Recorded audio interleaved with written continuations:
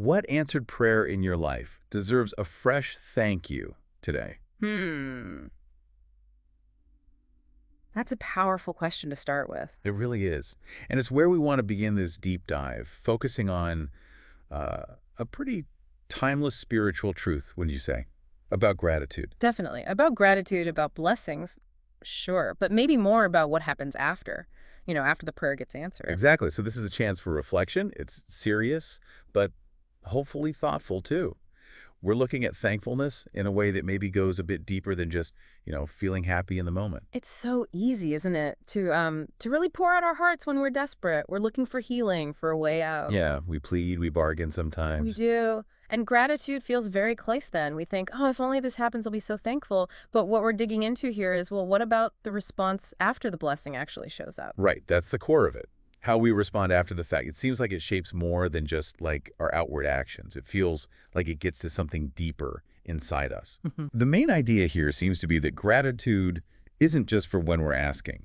It's maybe even more significant after we've received. There's this ancient story that illustrates it so vividly. It talks about 10 people all suffering from leprosy, a really isolating, devastating disease back then. Peril, yeah. And they cry out for help, and they are healed, all 10 of them. Just imagine the relief, the sheer joy. Oh, absolutely. Life completely changed in an instant. A miracle. A total miracle for every single one of them. But then the story points out something, well, striking, about what happened next. Okay. Out of those 10 who got this incredible healing, only one came back. Just one. Just one, turned around, praising loudly, looking for the one who healed him. And the person who performed the healing, Jesus in this account, he notices. He actually asks, weren't 10 cleansed? Where are the other 9? Wow. So the power was there for all 10. Mm-hmm. The healing happened for all 10. Yes. But the praise, the Mhm. thanks, only came back with one. Exactly. It wasn't a failure of the healing power. It was a failure of the praise to return. That really underlines the importance of that thankful response, doesn't it, Yeah. after the fact? It highlights this big difference between crying out when you're desperate and remembering the giver once the need is actually met. And maybe that difference tells us something about, spiritual growth Yes. or maturity. How so? Well, the insight seems to be that real spiritual depth isn't just about how intensely we pray during a crisis, important as that is. It might be even more revealed in our posture after the miracle. Okay. It's in choosing to keep coming back with thanks long after the panic is over, that sustained post-blessing gratitude that seems to mark something deeper. So it's about gratitude becoming less of a reaction and more of an enduring state, like a way of being. Precisely. And, we see echoes of this today. There's a story from 2025 about a woman in Nigeria. She went through a really serious, life-threatening illness, a terrible time. Right. And she experienced this profound healing, this deliverance. And in response, her whole community started doing something quite specific. What do they do? They began gathering every month for worship. But here's the key thing.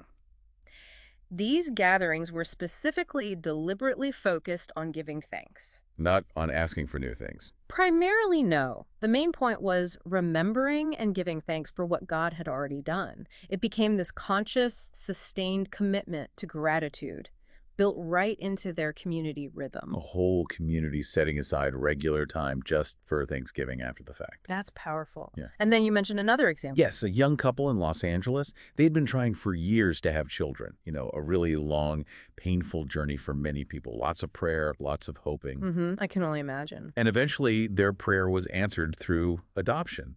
They received this child they had longed for. Wonderful. And after this long wait, this intense time, and finally welcoming their child, they started a blog. Oh, interesting. Why? They wanted to share their story, yes, but specifically to testify to the faithfulness they felt they had experienced. And they actually said why. They wanted their child to grow up knowing that they didn't just pray for them. They also praised after they arrived. Exactly. We want our child to grow up knowing that we didn't just pray, we praised. Wow. That adds another dimension, doesn't it? Making gratitude part of the family narrative, a legacy. It really does. So when you put these together, the ancient story, the community in Nigeria, this couple in LA, there's a clear thread running through them. It feels like they're all pointing to the idea that this kind of sustained gratitude after the good thing happens isn't just like a nice extra. It's essential. It becomes a core part of faith, of life. Yes. It suggests that receiving the blessing isn't the end point. It's actually an invitation to a deeper, ongoing response. And that leads to another profound thought you mentioned earlier. Which is that maybe the real lasting blessing isn't only the healing or the child or the answered prayer itself, as wonderful as those are. Okay. Perhaps the truest blessing, the one with the most enduring value, is the heart that chooses to keep worshiping afterward. The transformation inside the person, that state of gratitude that sticks around. That really shifts the perspective. The gift itself is amazing, obviously. But the grateful heart that holds on to that thankfulness that's presented is something even more valuable. It seems so. It implies that giving thanks isn't just, looking back at something that happened. It's actively shaping who we are now and how we move forward. So gratitude moves from being just a thank you for a past event To becoming this transformative process that keeps working in us, shaping how we see things long after the initial moment has passed. Okay, so for everyone listening, as you've heard these stories, these insights, maybe take a moment to reflect on your own life. Yeah, think about those times you really cried out for help. Maybe you were desperate and something happened.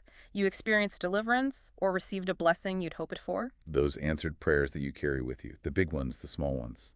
Have you remembered to go back, to give thanks, not just right then in the relief, but ongoingly?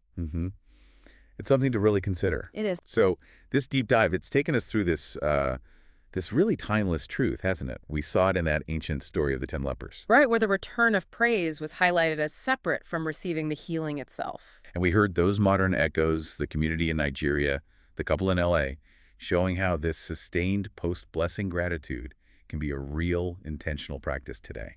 And we've kind of landed on this profound idea that maybe the deepest blessing isn't just the gift received, but the grateful heart that keeps worshiping long afterward. It really underscores that returning thanks after a blessing, it feels vital. Not just polite, but vital for our spiritual lives, for recognizing what truly lasts. The enduring value of a thankful heart. Exactly. So we end where we began, with that question for reflection. What answered prayer in your life deserves a fresh thank you today?